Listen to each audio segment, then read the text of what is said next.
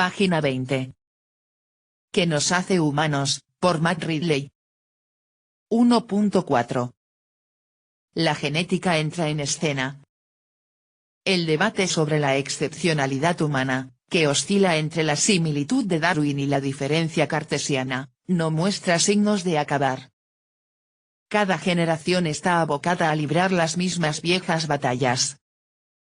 Si llegas al mundo en un momento en el que la gente se ha decantado un poco más por la similitud antropomórfica, entonces encuentras un nuevo argumento a favor de lo diferentes que son los animales y las personas. Si solo se habla de diferencia, entonces puedes defender las semejanzas. La filosofía es así, eternamente inconstante y solo alguna que otra vez perturbada por nuevas realidades. Después sobrevino una inesperada amenaza para este ameno debate, la amenaza de una resolución, la amenaza de definir de una vez por todas, del todo, cuál es la diferencia entre una persona y un chimpancé, qué habría que hacerle a un chimpancé para convertirlo en una persona. Resultó que, más o menos al mismo tiempo, Jane Goodall estaba echando por tierra la excepcionalidad de la conducta humana. En 1901, un californiano llamado George Nuttall había realizado un experimento extraordinario durante su estancia en la Universidad de Cambridge que casi había caído en el olvido hasta que fue redescubierto en la década de 1960. Nuttall observó que cuanto más estrecha era la relación entre dos especies, más parecida era la reacción inmunológica que producía su sangre en un conejo. Por ejemplo, durante varias semanas inyectó repetidas veces la sangre de un mono en un conejo, y unos cuantos días después de la última inyección extrajo suero de la sangre del conejo. Ese suero, mezclado con la sangre de un mono, hacía que ésta se espesara cuando comenzaba la reacción inmunológica. Mezclado con la sangre de un animal distinto, se espesaba según lo estrecha que fuera la relación entre las especies. Por este método, Nuttall afirmó que los seres humanos tenían un parentesco más cercano con los simios que con los monos. Esto tendría que haber sido evidente por la falta de cola y otros rasgos, pero seguía siendo una cuestión polémica en aquel momento. En Berkeley, en 1967, Vincent Sarich y Ian Wilson resucitaron las técnicas bioquímicas de Nuttall de una forma más sofisticada y las utilizaron para construir un reloj biológico que midiera el tiempo real transcurrido desde que dos especies hubieran compartido un antepasado común. Su conclusión fue que los seres humanos habían compartido un antepasado común con los grandes simios no hace 16 millones de años, cuál era la creencia popular, sino hace solo unos 5 millones de años. Los antropólogos, cuyos fósiles suponían una separación más antigua, reaccionaron con desdén. Sarich y Wilson se mantuvieron firmes en su opinión. En 1973, Wilson pidió a su discípula Mary Clyde King que repitiera el ejercicio con ADN a fin de encontrar las diferencias genéticas entre los seres humanos y los simios. Volvió decepcionada. Dijo que fue imposible encontrar diferencias porque el ADN humano y el ADN de chimpancé eran asombrosamente parecidos, cerca del 99% del ADN de un ser humano era idéntico al de un chimpancé. Wilson se estremeció, la semejanza era más emocionante que la diferencia. Esa cifra ha oscilado un poco desde la década de 1970. La mayoría de las estimaciones la coloca en el 98,5%, aunque dos estudios recientes y minuciosos de tramos de genoma actuales llegaban a una cifra del 98,76%. Sin embargo, cuando la cifra del 98,5% iba penetrando en la conciencia pública, Roy Britten escribió un artículo sensacional en 2002 mostrando que estaba lejos de ser cierta. Confirmaba que si solo se cuentan las sustituciones, es decir, letras del texto que son diferentes entre los genes humanos y los de chimpancé, se logra realmente una cifra del 98,6%. pero si luego se añaden las inserciones o supresiones de texto, la cifra cae al 95%. Daba lo mismo. A la ciencia le seguía conmocionando terriblemente lo pequeña que era la distancia genética entre las dos especies. La semejanza molecular entre chimpancés y humanos es extraordinaria porque difieren mucho más que muchas otras especies, estrechamente relacionadas, en anatomía y modo de vida, escribieron King y Wilson. Una conmoción aún mayor nos estaba reservada en 1984, cuando Charles Sibley y John Alkisten ya le descubrieron que el ADN de chimpancé se parecía más al ADN humano que al ADN de gorila. Fue un momento de destronamiento humano similar a cuando Copérnico situó la Tierra dentro del sistema solar simplemente como un planeta más. Sibley y Alkist situaron a la especie humana dentro de la familia de simios simplemente como un simio más. TV escribe. Es por eso que muchos humanos, se comportan como simios, especialmente los fines de semana, cuando excitados por haber cobrado su nómina semanal, se ponen como locos, hacen ruido, y se embriagan hasta el embrutecimiento. Ridley escribe. De pensar que nuestra propia estirpe de simios se remontaba a 16 millones de años, nos veíamos ahora obligados a admitir que no solo compartimos un antepasado común hace poco más de 5 millones de años, sino que éramos la rama más reciente de la familia. Nuestro antepasado común con el chimpancé vivió después que el antepasado común de ambos con el gorila y mucho después que el antepasado común de los tres con el orangután.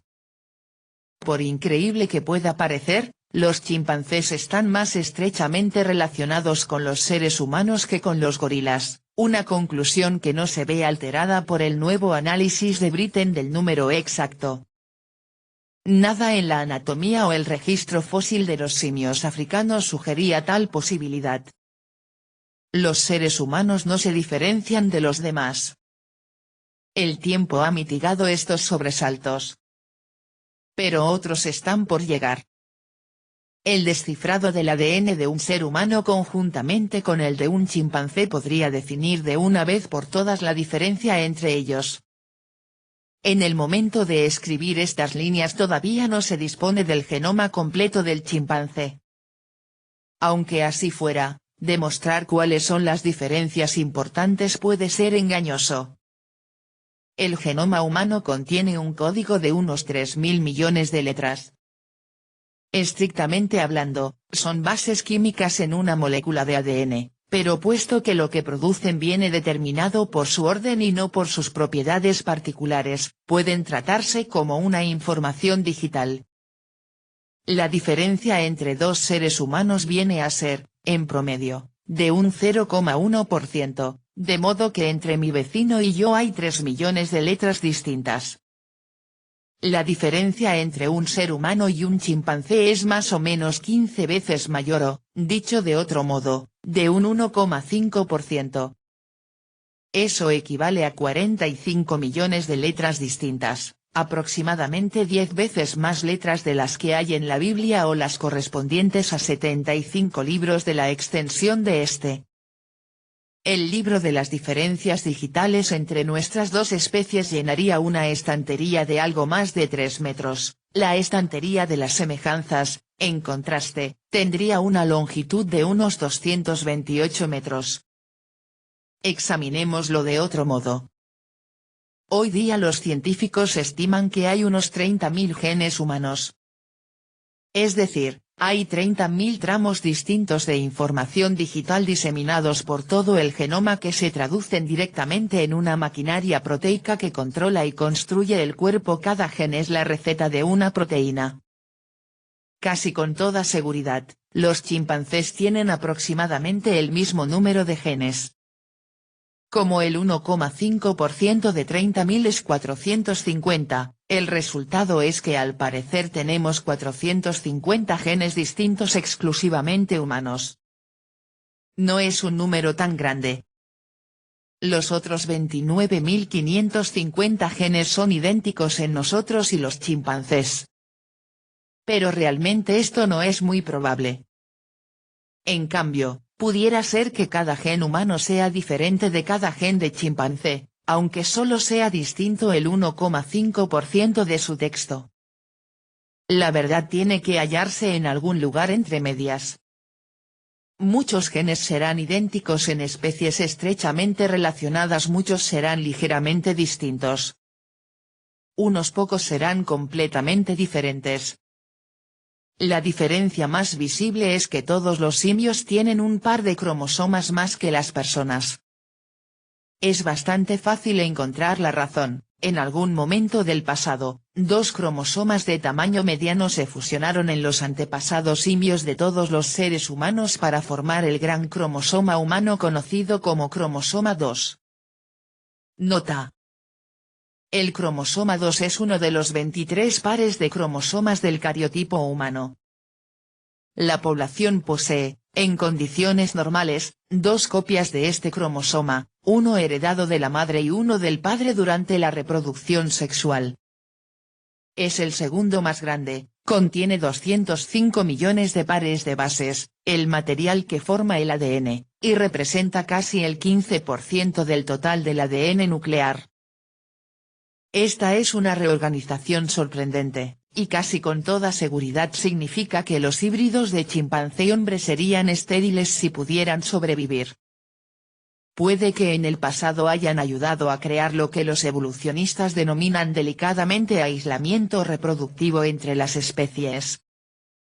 Pero la reorganización de los cromosomas no supone necesariamente una diferencia de texto genético en ese sitio. Aunque el genoma de chimpancé sigue siendo en gran parte una incógnita, ya se conocen diferencias de texto significativas entre genes humanos y de chimpancé, u otros simios. Por ejemplo, mientras que las personas tienen una mezcla de grupos sanguíneos A, B y O, los chimpancés solo tienen A y O, en tanto que los gorilas solo tienen B. Asimismo, existen normalmente tres variantes de un gen humano llamado APOE, y los chimpancés solo tienen una, la que más se asocia con la enfermedad de Alzheimer en las personas. Parece que hay una notable diferencia en el funcionamiento de las hormonas tiroideas de las personas en comparación con otros simios cuyo significado se desconoce.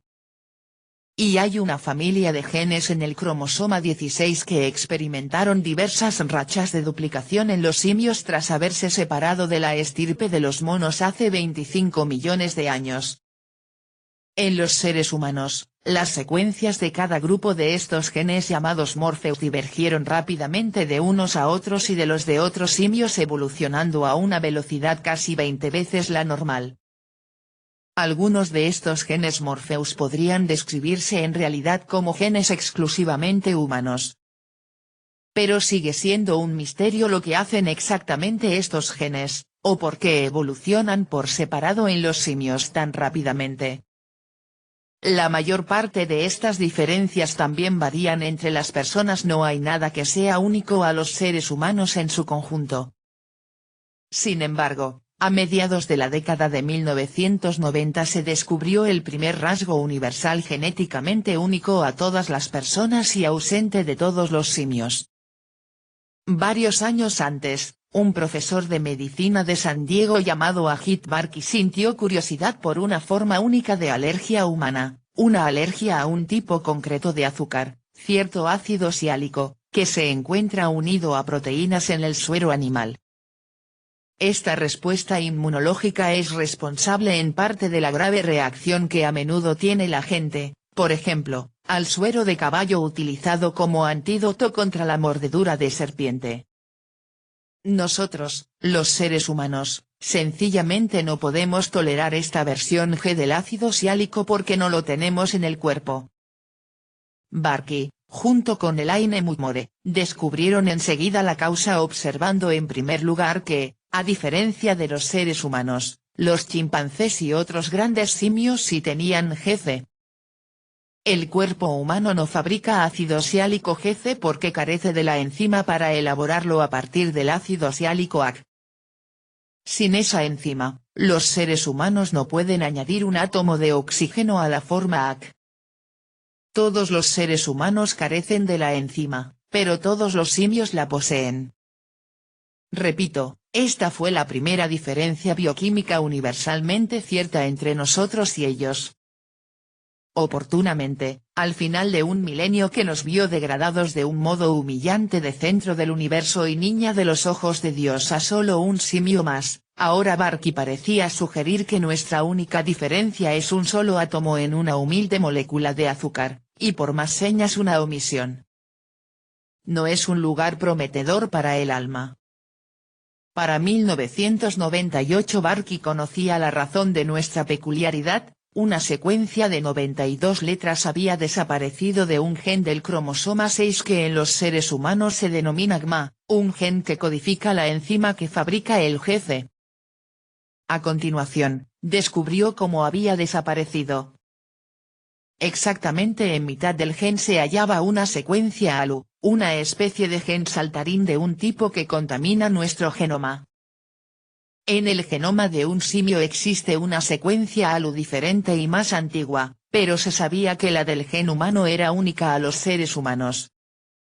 De modo que en cierto momento de la divergencia de las estirpes del hombre y del chimpancé esta secuencia ALU hizo lo que sabe hacer mejor, que es saltar dentro del GMA, intercambiar el sitio con la antigua ALU y en ese proceso eliminar casualmente la porción de 92 letras del gen. Si todo esto parece un galimatías genético, traten de pensar en ello de este modo: un virus informático ha destruido uno de sus archivos.